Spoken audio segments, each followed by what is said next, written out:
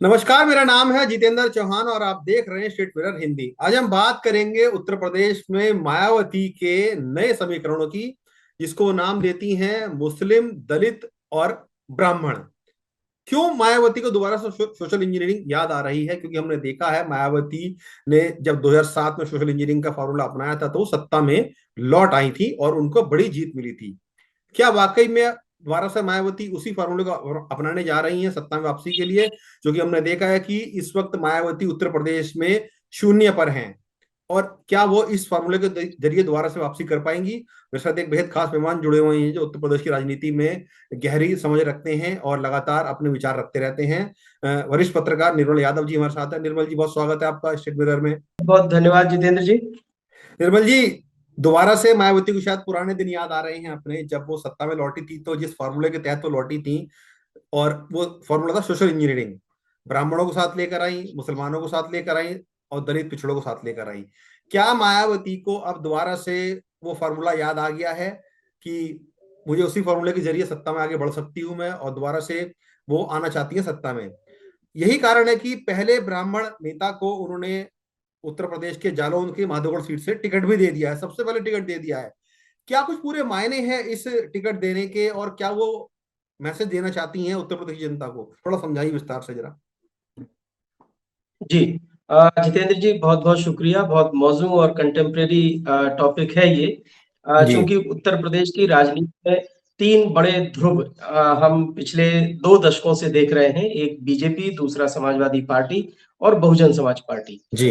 मायावती जहां तक बहुजन समाज पार्टी की जो मुखिया है, हम्म। वो उत्तर प्रदेश की राजनीति में अपने आप को प्रासंगिक बनाए रखने के लिए पिछले 10 सालों से हम्म। संघर्षरत हैं। और पार्टी का जो काडर बेस है, उसको लेकर कई बार सवाल खड़े होते हैं, क्योंकि मायावती की जो पार्टी है यानी बहुजन समाज पार्टी, वो पूरी तरह से एक मिशन मोड पर काम करने वाली वो पार्टी थी, हम्म। जिसको काशीराम ने अपनी मेहनत से, और सोशल इंजीनियरिंग की जो बात अभी आप कर रहे हैं, जी। उस सोशल इंजीनियरिंग के सही मायने में जनक जो थे वो काशीराम थे।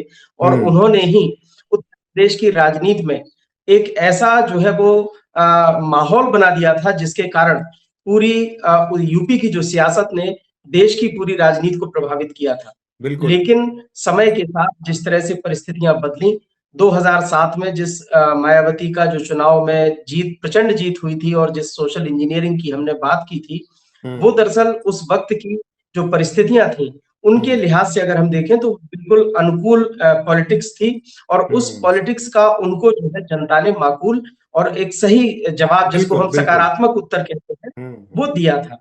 क्योंकि वो लेकिन एक अब ऐसा फार्मूला था 2007 निर्मल जी, में वो ऐसा एक फार्मूला था कि जिसमें सभी दलों को, सभी समाज को, सभी जातियों को साथ लेकर चलने की वो बात कर रही थी, और कहीं ना कहीं उसमें उनको फायदा मिला भी था उस चीज का। बिल्कुल, हम चाहे किसी सूबे की राजनीति की बात करें या देश की बात करें, 15 से 20 साल का एक समय ऐसा होता है जिसमें एक ट्रेंड चलता है। बिल्कुल। यूपी जो है राम मंदिर आंदोलन का एक गढ़ था, उसका केंद्र था। और हम्म। 1992 के बाद जो राजनीति बदली थी यूपी की, जो हम्म। पुराने लोग हैं वो बताते हैं कि किस तरह से जातियों के ब्रैकेट में यूपी जो है वो बटा हुआ था। और उसमें फिर अगले पिछड़े, दलित, मुस्लिम, इन सब के अलग अलग ब्लॉक जो है वो ब्लॉक बन गए थे। वो और बन वे गए थे। ब्लॉक इस हद तक सेपरेटेड हो चुके थे कि उन पर जो पार्टियां थी, यानी तीन प्रमुख पार्टी जो अभी पिछले 3 दशक से लगातार हम देख रहे हैं उत्तर प्रदेश की राजनीति में, उसमें एक प्रमुख धड़ा बनी हुई है। उसमें हम्म। बीजेपी ने अगड़ों को अपने खेमे में खड़ा किया हुआ था, हम्म। समाजवादी पार्टी पिछड़ों की बात कर रही थी, और बिल्कुल। दलित कम्युनिटी जो है सबसे जो आबादी में हिस्सेदारी के लिहाज से अगर हम देखें, तो पिछड़ों से कहीं पीछे नहीं है, बल्कि बिल्कुल। कहीं कहीं आगे भी दिखते आगे भी हैं। हैं। तो ये तीन ब्लॉक थे, तीन पार्टियां थी। उसमें मुस्लिम एक समाज यानी माइनॉरिटी जो थी, वो एक तरह से उसकी स्थिति यूं बनी हुई थी कि घड़ी के पेंडुलम की तरह। हम्म। अगर उनको जिस सीट पर लगता था कि बीजेपी को कमजोर करने वाला फैक्टर अगर समाजवादी पार्टी है, तो वो उसकी तरफ जाते थे। अगर कहीं उनको लगता था कि बीएसपी ज्यादा मजबूती के साथ में बीजेपी को टक्कर दे रही है, तो वो बीएसपी के साथ जाते थे। यानी माइनॉरिटी जो थी वो बटी हुई थी समाजवादी पार्टी और बीएसपी में। या लेकिन यूं कह दे कि अपना 2000 फायदा देखती थी, या यूं कहते अपना फायदा देखती थी, जहां हमारा फायदा होगा वो हम जाएंगे। मैं ये कहूंगा कि सिर्फ माइनॉरिटी नहीं, बल्कि हर कम्युनिटी अपना फायदा देखकर बिल्कुल। अपनी इस दिशा बात तय में कहने करती में कोई है। दो राय नहीं वो है। चाहे कृषि हो, बिल्कुल बिल्कुल, पिछड़े हों, दलित हों, तो हमें ये कहना कि माइनॉरिटी सिर्फ अपना फ़ायदा देख के नहीं, वो सभी करते हैं और देखना भी चाहिए, इसमें कहीं कोई गलत नहीं है। जिस मतदाता को जहाँ अच्छा लगेगा, जहाँ अपना हित दिखेगा, वो वहाँ जाएगा। तो यही बात जो हमारे मुस्लिम समुदाय के लोग थे, उनको जहाँ अच्छा बेहतर लगता था विकल्प, वो उसकी तरफ जाते थे। लेकिन 2017 के बाद हमने हम्म देखा कि उत्तर प्रदेश की राजनीति में एक बड़ा आमूलचूल बदलाव आया और सवर्णों की जो राजनीति हो रही थी 2027 के 2017 के बाद से हम्म 2022 के चुनाव में उसने एक नया टर्निंग पॉइंट हमें देखने को मिला और वो ये था कि बीजेपी को अक्रॉस द पार्टी लाइन अगर हम देखें तो हम्म, सभी वर्गों का समर्थन मिला और उस समर्थन के बिल्कुल बाद जो है वो सरकार बनी थी। बिल्कुल हालांकि सीटें कम हुई थी, कम हुई थी। लेकिन अगर आप देखें इन इलाकों में, जैसे हम पूर्वांचल की बात करते हैं, तो हम्म वहां समाजवादी पार्टी को 2017 के चुनाव में अच्छी सीट मिली थी, लेकिन 2022 में जाके सीट कम हुई और बीजेपी की सीट वहां बढ़ी। वहीं पश्चिमी यूपी में जहां 2017 में बीजेपी ने बहुत अच्छा प्रदर्शन बहुत अच्छा किया था, प्रदर्शन किया था। माना जा रहा था कि 2022 में ये प्रदर्शन थोड़ा कमजोर होगा, लेकिन सारी ताकतें मिलने के बाद भी विपक्षी जो अलायंस था उसने पूरी ताकत लगा दी पश्चिमी यूपी में, लेकिन फिर भी बीजेपी को बहुत कमजोर नहीं कर पाए थे। तीन बिल्कुल से चार बिल्कुल। सीटों का नुकसान हुआ। हम्म यही स्थिति बुंदेलखंड में भी रही। बुंदेलखंड में एक तरह से 2017 में सुपड़ा साफ हो गया था बाकी दलों का, बीजेपी ने लगभग लगभग सभी सीट जीती थी, बिल्कुल लेकिन सुपर साफ किया था। 2022 में जाकर हम्म सभी को मिला जुला परिणाम मिला, लेकिन बीजेपी का 3 से 4 सीटों का नुकसान हुआ। बाकी दलों को बीएसपी को कोई सीट नहीं मिली, समाजवादी बिल्कुल। पार्टी का ठीक प्रदर्शन। हम्म तो इसके बाद ये अनुमान लगाया गया कि 2022 में जब सभी वर्गों ने बीजेपी को एक तरह से ये माना, तो यहां तक गया कि पश्चिमी यूपी में महिलाओं ने भी ट्रिपल तलाक के बाद मुस्लिम महिलाओं ने भी बीजेपी बिल्कुल को बिल्कुल। सपोर्ट किया। तो पूरे प्रदेश की राजनीति में एक सोच के आधार पर, रणनीति के आधार पर बदलाव आया और यही वजह है कि मायावती से लेकर अखिलेश और बीजेपी की अपनी जो स्ट्रेटजी है वो लगातार बदल रही है। आपने देखा होगा भारतीय जनता पार्टी ने जो प्रदेश अध्यक्ष की जिम्मेदारी है पंकज चौधरी को सौंपी है, वो और कुर्मी वो भी नेता जो है। है बिल्कुल, तो वो अगर ये दोनों पार्टियां पिछड़ों पर दांव लगा रही हैं, तो यही अब बात निकल के आ रही है कि बीएसपी ने ब्राह्मणों पर और अगड़ों पर दांव लगाते हुए ब्राह्मणों को जो है इसका एक सॉफ्ट टारगेट बनाया है। हम्म, वजह उसकी बिल्कुल साफ है कि पिछले कुछ समय से हम देख रहे हैं कि यूपी में एक ठाकुरवाद की हवा जरूर चल रही है, बिल्कुल योगी जी की बिल्कुल। अगुवाई में जब से सरकार बनी है, तो इस तरह के गाहे बगाहे आरोप लगते हैं, चर्चाएं होती हैं कि एक ठाकुरवाद का दौर चल रहा है। हालांकि राजनाथ सिंह जब उत्तर प्रदेश के मुख्यमंत्री होते थे 1995 का वो दौर आप याद कीजिए, तो उस समय भी इसी तरह के उस समय आरोप भी इस लगते तरह की थे, हवा थी, लेकिन बिल्कुल। ये एक कॉमन जो है वो सोच बनती हुई जा रही है कि चाहे अधिकारी वर्ग हो या फिर कर्मचारियों का वर्ग हो, कहीं ना कहीं ब्राह्मणों क्या में, ब्राह्मण समुदाय निर्मल में। जी, मैं आपसे एक सवाल पूछ रहा था इसी चीज पर। क्या आपको लगता है कि ये एक ट्रेंड सेट किया जाता है जानबूझ के, जो भी जाति का मुख्यमंत्री राज्य में रहेगा उसी को लेकर टारगेट किया जाएगा कि भाई अपने जाति को लेकर ये ज्यादा बात करते हैं और दूसरी जातियों को कहीं ना कहीं नीचे दिखाने का प्रयास करते हैं, या उनका कम फोकस रहता है? क्योंकि हमने देखा भी पिछले कुछ टाइम में जिस तरीके से ठाकुरवाद की लगातार बात हो रही है, ब्राह्मणों ने अलग से मीटिंगें कर ली और ये जताया कि भाई हमारी बातों को सुना नहीं जाता है या अधिकारी उनकी बात सुनते नहीं है। पार्टी ने भी इसका संज्ञान लिया, पंकज चौधरी ने खुद एक मैसेज जारी किया कि इस तरह की मीटिंग नहीं होनी चाहिए। तो क्या ये ट्रेंड सेट करने का प्रयास किया जाता है कि चाहे वो बीएसपी के जरिए हो, सपा के जरिए हो, बीजेपी के जरिए हो, जो वोट बैंक उनको लगता है कि सबसे ज्यादा हमें हिट करेगा उसी को ट्रेंड में लेके आया जाए ताकि उसका फायदा ले सके?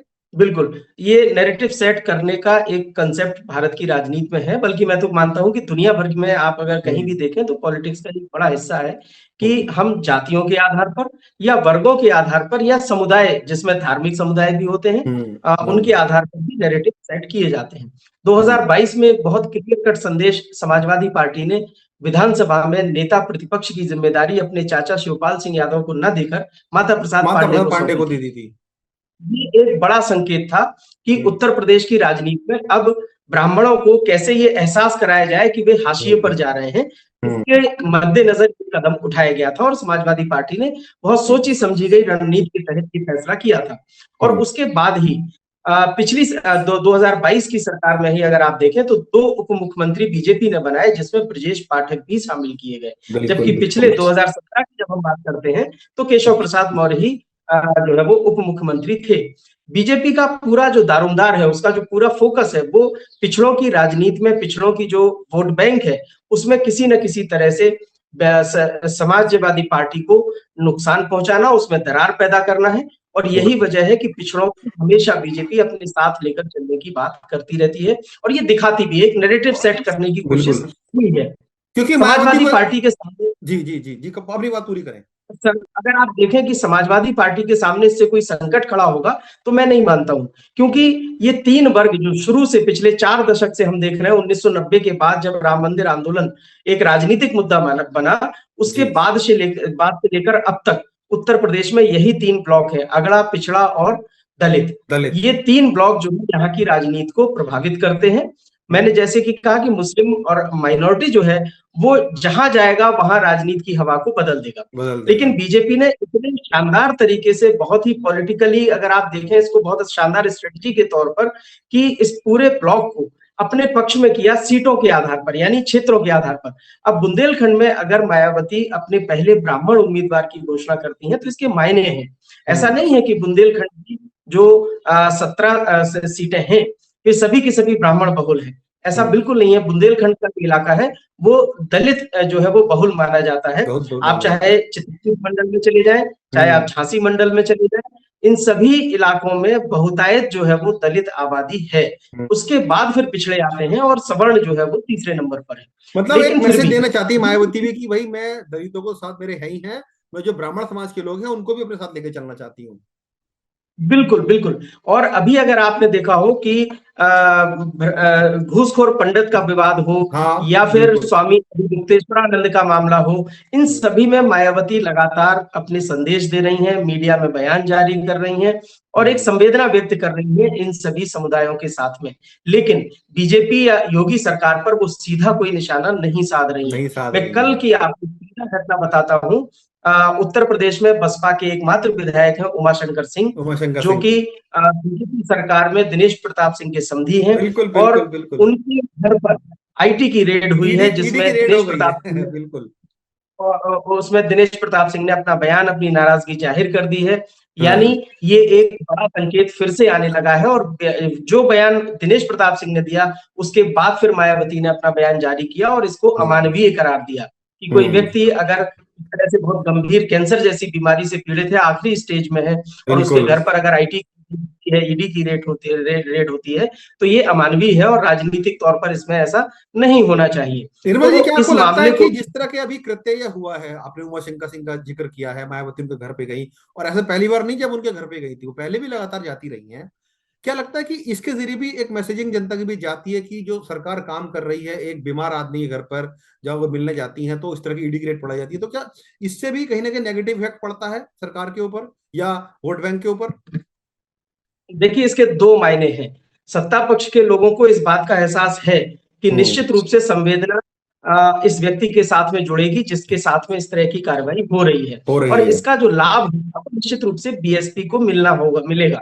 बीजेपी के लोग, बीजेपी के नेता, बीजेपी की सरकार इस बात से पूरी तरह वाकिफ है। लेकिन फिर भी एक वर्ग ऐसा भी है हमारे समाज में जो ये सोचता है कि नियम, कायदे, कानून से ऊपर कुछ भी नहीं है।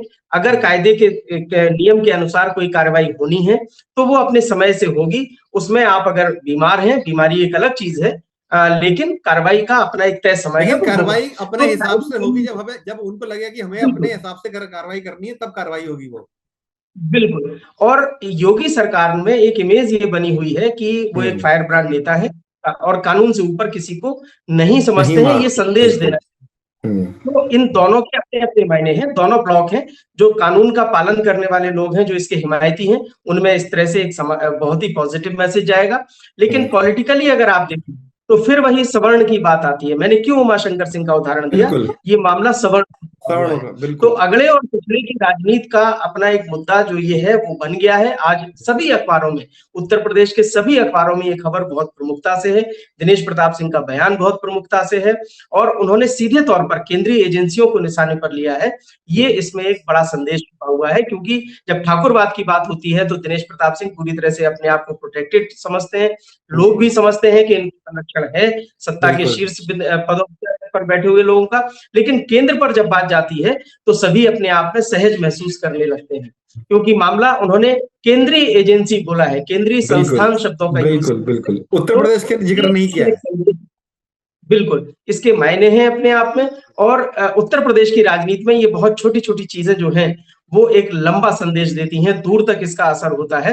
तो क्षेत्रीय स्तर पर अगर आप देखें, तो बुंदेलखंड से अगर मायावती ने एक ब्राह्मण उम्मीदवार को उतारने की कवायद की है, तो मुझे लगता है, और अब अगले सप्ताह यानी होली के बाद कानपुर मंडल के 5 सीटों से 5 प्रभारी घोषित किए जाएंगे बीएसपी के। मैं अभी ये जैसे बीएसपी के नेताओं से जो बात हुई है, उसके आधार पर मुझे लगता है ऐसा कि कम से कम 3 सीटों पर सवर्ण जो है वो प्रभारी बनाए जाने हैं, ये बीएसपी ने तय कर लिया है। तय कर तो लिया है। अब अगड़े और पिछड़े की राजनीति जो है वो यूपी में जोर पकड़ेगी।